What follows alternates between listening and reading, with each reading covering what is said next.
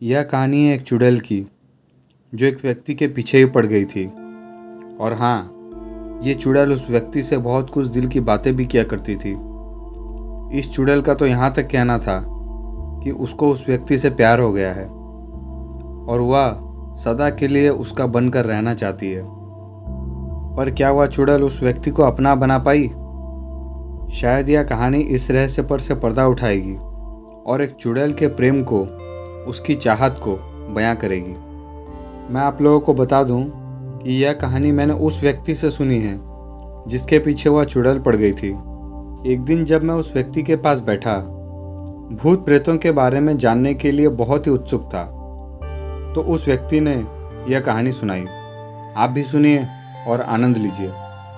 यह कहानी आज से 55-60 साल पहले की है, जब गांव के अगल बगल में बहुत सारे पेड़ पौधे, झाड़ियाँ आदि हुआ करती थी। जगह जगह पर बांस का बगीचा, महुआ का बगीचा, आम आदि पेड़ों के बगीचे आदि हुआ करते थे। गांव के बाहर निकलने के लिए कच्ची पगडंडियाँ थी और वह भी मूंज आदि पौधों से घिरी हुई। ऐसे समय में भूत प्रेतों, चुड़ैलों का बहुत ही बोलबाला था। लोगों को इन अनसुलझी आत्माओं के डरावने अनुभव हुआ करते थे। यहाँ तक कि ये रोएं खड़ी कर देने वाली आत्माओं के कुछ नाम भी हुआ करते थे, जो इनके काम या रहने की जगह आदि पर रखे जाते थे।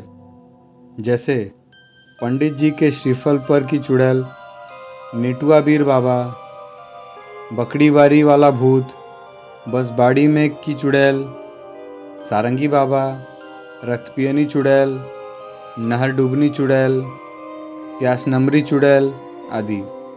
तो आइए आप लोगों को उस चुड़ैल से मिलवाता हूँ जो एक आम के बगीचे के कोने में स्थित एक बांस की कोठी में रहती थी। यह कहानी जिस समय की है, उस समय बहिरू बाबा गबरू जवान थे।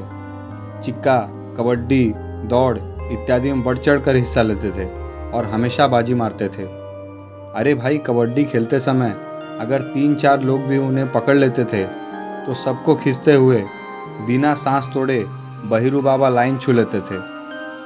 बहिरू बाबा के घर के आगे लगभग 200 मीटर की दूरी पर उनका खुद का एक आम का बगीचा था, जिसमें आम के लगभग 25-26 पेड़ थे। और इस बगीचे में एक कोने में बसवाड़ी भी थी, जिसमें बांस की 3-4 कोठियाँ थीं। आम का मौसम था और इस बगीचे के हर पेड़ की डालियाँ आम से लदकर झूल रही थी।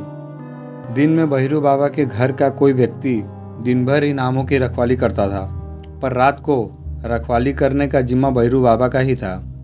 रात होते ही बहिरू बाबा खाने पीने के बाद अपना बिस्तर और बसखटिया उठाते थे और सोने के लिए इस आम के बगीचे में चले जाते थे। एक रात बहिरू बाबा बगीचे में अपनी बसखटिया पर सोए हुए थे, तभी उनको बसवाड़ी की तरफ से कुछ आहट सुनाई दी।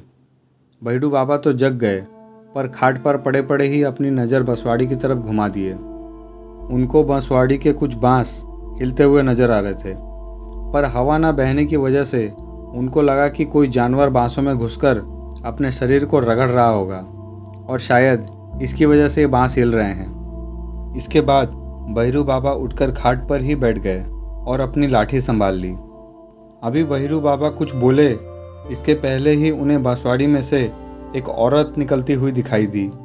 उस औरत को देखते ही बहिरू बाबा की सांसें तेज हो गई और वे लगे सोचने कि इतनी रात को कोई औरत इस बसवाड़ी में क्या कर रही है, जरूर कुछ गड़बड़ है। अभी वे कुछ सोच ही रहे थे कि वह औरत उनके पास आकर कुछ दूरी पर खड़ी हो गई।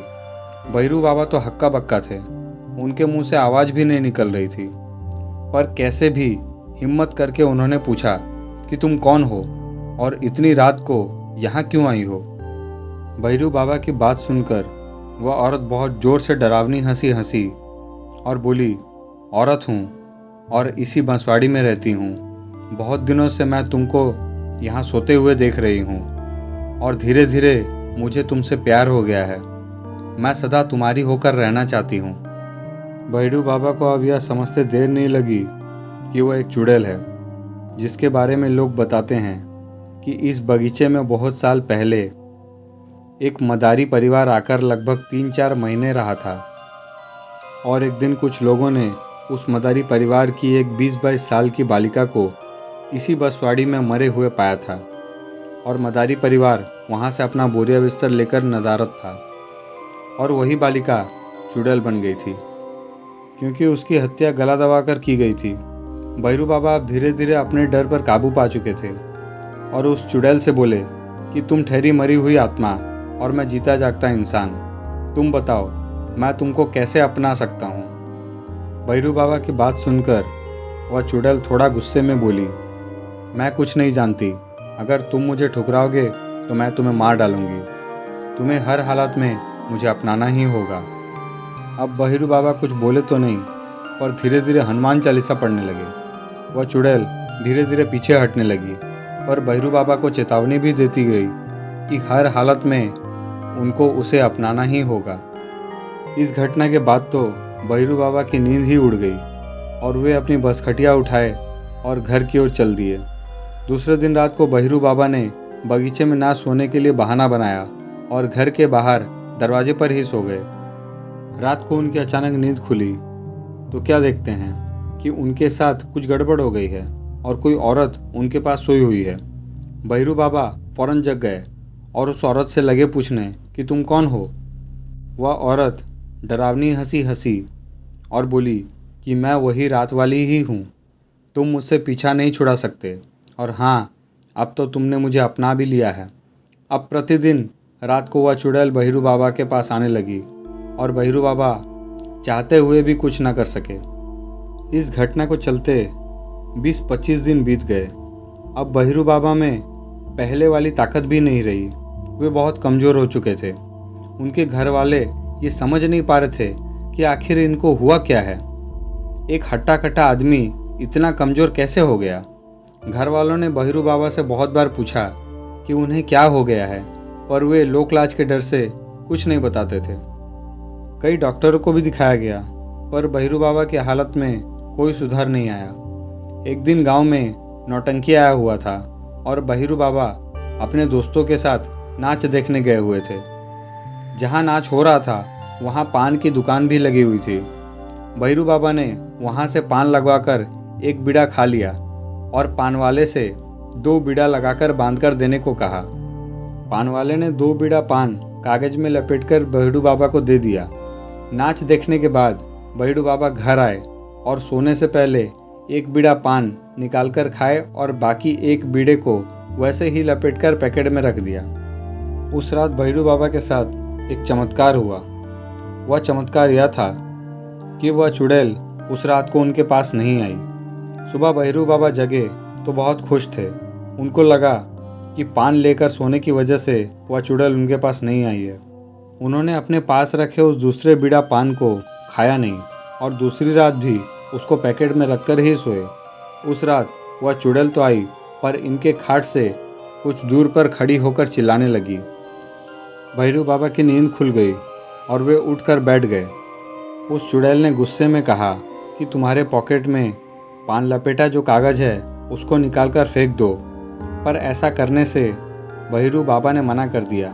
लाख कोशिशों के बाद भी जब वह चुड़ैल अपने मकसद में कामयाब नहीं हो पाई तो रोते हुए उस बसवाड़ी की ओर चली गई। अब भैरू बाबा को नींद नहीं आई।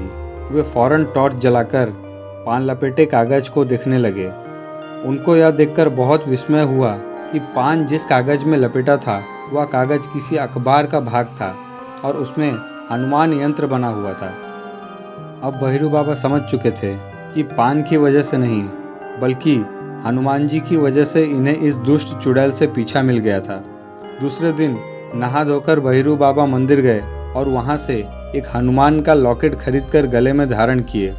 इतना ही नहीं, अब रात को सोते समय वे हमेशा हनुमान चालीसा का पाठ करते हैं और हनुमान चालीसा को सिर के पास रखकर ही सोते हैं। अब भैरू बाबा फिर से भले चंगे हो गए थे और अब आम के बगीचे में सोना भी शुरू कर दिया था। पर वे जब भी अकेले सुनसान उस बसवाड़ी की तरफ जाते थे उस चुड़ैल को रोता हुआ ही पाते थे। वह चुड़ैल भैरू बाबा से अपने प्यार की भीख मांगते हुए गिड़गिड़ाती रहती थी। जय बजरंगबली। दोस्तों, यह कहानी यहीं समाप्त होती है। यह एक काल्पनिक कहानी है। कहानी अच्छी लगे तो चैनल को लाइक, शेयर, सब्सक्राइब ज़रूर करें।